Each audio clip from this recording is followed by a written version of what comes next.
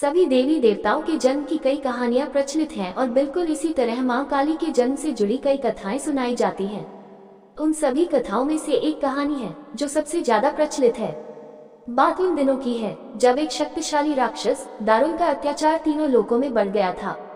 तीनों लोकों में सभी इससे बहुत परेशान थे। सारे देवता दारुण के हाथों मात खा चुके थे। दारुण को वरदान मिला था कि उसकी मृत्यु एक स्त्री के हाथों ही हो सकती है। इस कारण सभी देवता हाथ जोड़कर ब्रह्मा जी के पास पहुंचे कि वे इसका कोई समाधान निकालें। इसके बाद ब्रह्मा जी ने एक स्त्री का रूप लिया और दारुण से युद्ध करने चले गए, लेकिन वो भी इस असुर को हरा नहीं पाए।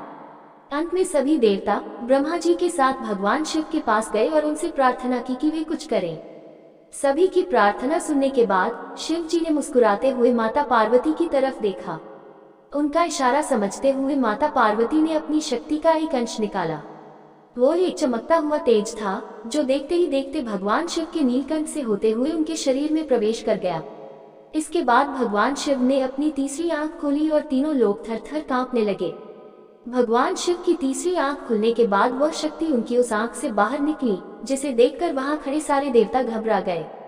उस शक्ति ने एक विशाल और रौद्र स्त्री रूप ले लिया था। उनका रंग रात सा काला गहरा और जुबान खून जैसी लाल थी। चेहरे पर आग सा तेज था और माथे पर तीसरी आंख थी। इस तरह राक्षसों को खत्म करने के लिए हुआ मां काली का जन्म। इसके बाद उन्होंने कुछ ही देर में असुर दारुण और उसकी सेना का नाश कर दिया।